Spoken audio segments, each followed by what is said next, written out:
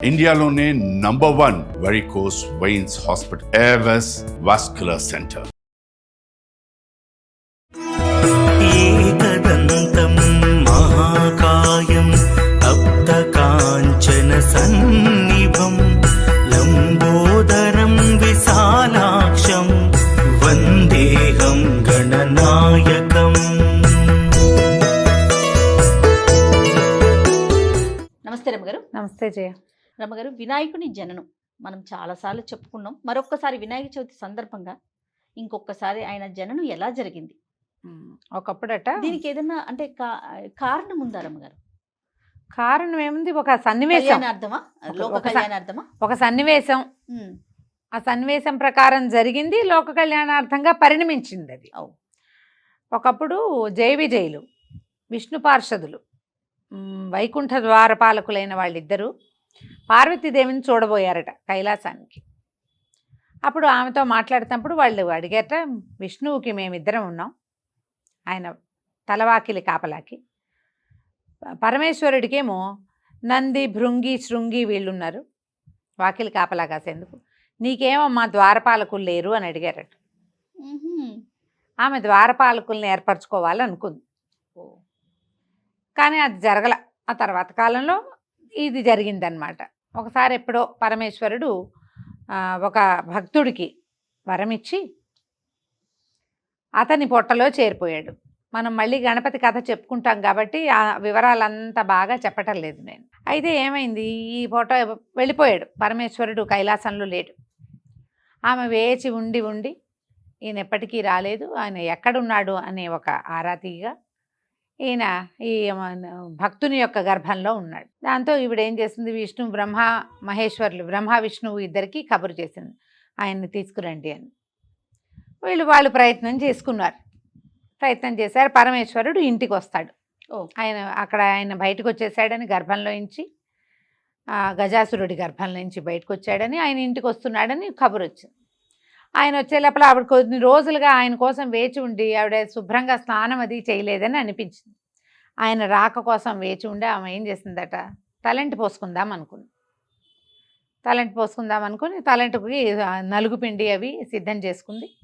ఉన్నారు చలికత్తలు వాళ్ళు వీళ్ళు. ఆ నలుగుపిండిని ఇలా నలుపుతుంటే అదొక చిన్న బంతిలాగా, ఆ బంతికి కొంచెం కాళ్ళు చేతులు పెట్టినట్టుగా కనపడింది ఆవిడకి. ఇది చూసేసరికల్లా ఆవిడ భర్త వస్తున్నారు కదా, ఆయన ఆలోచనల్లో ఈ నలుగుపిండిని ఒక బొమ్మగా చేసింది. అదొక బాలక రూపంలో కనపడింది. ఈవిడికప్పుడు గుర్తొచ్చింది, మనకి ద్వారపాలకులు ఎవరు లేరు, భర్త వస్తే తెలియజేస్తారని బాలక రూపంలో ఏర్పడిన ఈ నలుగుపిండిని ప్రాణం పోసి ఒక బాలుడిగా చేసి వాకిట్లో నుంచోబెట్టింది. ద్వారపాలన చెయ్యి, ఎవరైనా వస్తే రానివద్దు, నేను స్నానం చేసి వస్తానని చెప్పింది. చిన్నపిల్లవాడి స్వరూపం. నలుగుపిండి అంటే పెద్దగా 6 అడుగుల మనిషి రారు కదా, చిన్న బాలక స్వరూపం. ఆ బాలుడిని బయట నుంచోబెట్టింది. ఆవిడ స్నానానికి వెళ్ళిపోయింది. ఆవిడ స్నానం చేసే లోపల పరమేశ్వరుడు లోపలికి వచ్చాడు. ఇప్పుడు ఇది కైలాసం లోపల అంటే అమ్మవారు ఉండేది ఏకాంతంగా ఉంటుంది, ఎంతో కొంత అంతఃపురం లాంటి ఏర్పాటు ఉంటుంది.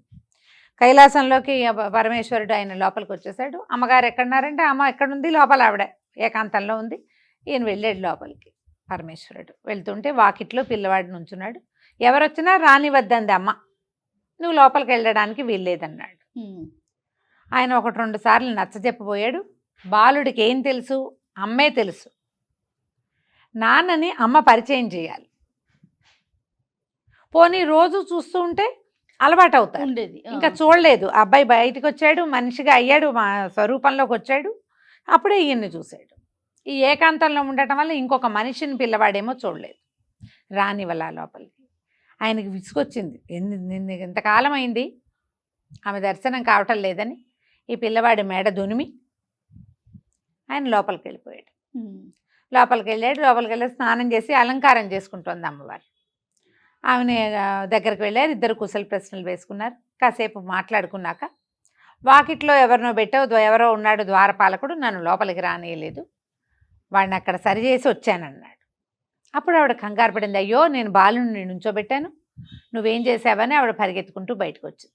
వస్తే ఏముంది, మెడ తెగిపడి ఉన్న బాలుడు కనపడ్డాడు. ఆమెకు పరమ దుఃఖం వచ్చింది.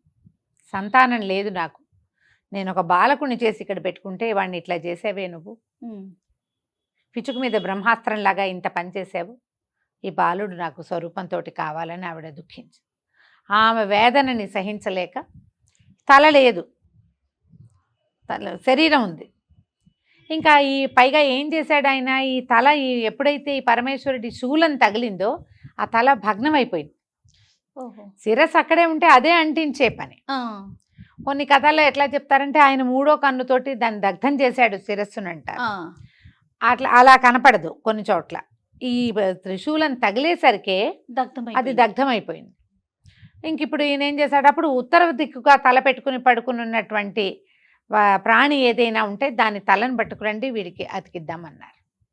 గజాసురుడిని ఇంతకుముందు గజాసురుడి సంహారం జరిగాకే కదా శివుడు బయటకు వచ్చాడు. ఈయన గజాసురుడి గర్భంలో ఉన్నాడు. నా శిరస్సుని త్రిలోక పూజ్యం చేయమని గజానాసురుడు అడిగాడని, అతని శిరస్సుని ఈయన తెచ్చాడని కూడా ఒక కథనం కనపడుతుంది.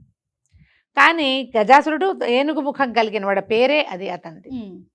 ఈ వీళ్ళు వెతికి చూస్తే ఉత్తర దిక్కుగా తలపెట్టి పడుకున్నటువంటి ఒక ఏనుగు, గున్న ఏనుగు ఒకటి కనపడింది.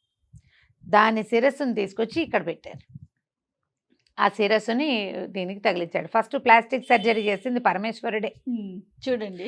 అయితే ఈ శిరస్సు అంటించి బాలక రూపంలో ఉన్నాడు, చిన్నగా పొట్టిగా. ఈ చేత్తో చేసిన బొమ్మ, కొద్దిగా కాళ్ళు చేతులు అంత చక్కగా బ్రహ్మ సృష్టిలాగా, అంత ఏమనాలంటే సిమెట్రికల్గా ఉన్నట్టు లేదు. కొంచెం బొజ్జుంది బొమ్మకి, ఆ విగ్రహానికి, ఆ స్వరూపానికి.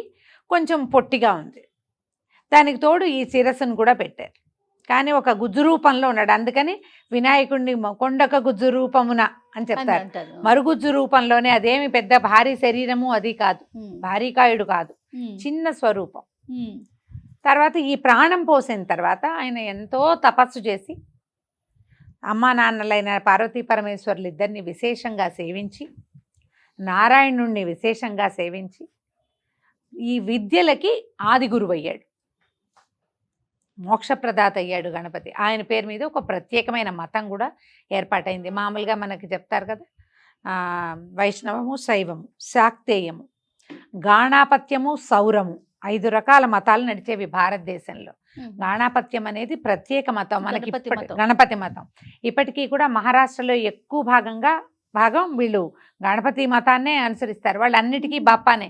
మనకి గణపతి ఆది దైవం, తొలి దైవమే, కానీ ఆయన్నే పూజించి మిగిలిన దేవుళ్ళని వదిలిపెట్ట మనం. ఏ దేవుడి పూజ అయినా ఈయన్ని మొదలు పెడతాం. అవును, కానీ గణపతినే సేవిస్తారు ఎక్కువగా. తర్వాత అష్టవిధ గణపతి దేవాలయాలు కూడా మహారాష్ట్రలోనే ఉన్నాయి. అష్టవినాయక క్షేత్రాలు చాలా విశేషమైనవి. ఎప్పుడైనా ఒకసారి కుదిరితే 8 గురించి చెప్పుకుందాం. అట్లా ఈయన జననం జరిగింది. తర్వాత ఏం చేశారు, ఈయన్ని గణాలకి అధిపతిగా, అంటే విఘ్నాలకి అధిపతిగా ఈ గణపతినే చేశారు, వినాయకుడినే. ఎన్నో రకాల పవర్స్ వచ్చినాయన్నమాట ఆయనకి. అంటే కొంత అమ్మ నాన్నలు ఇచ్చినవి, కొన్ని ఆయన స్వయంగా తపశక్తితోటి సాధించుకున్నవి. వాటన్నిటితోటి గణపతి మనకి ఆది దైవం అయ్యాడు. అది కథ. చాలా సంతోషం రమ్మగారు. అంటే క్వశ్చన్ కూడా రావట్లేదు, మొత్తం అంత లీనమైపోయి ఎన్నిసార్లు విన్నా కూడా అంత. సో మరొక్కసారి వినాయక చవితి శుభాకాంక్షలు. ఏకదంతం మహాకాయం తప్త కాంచన సన్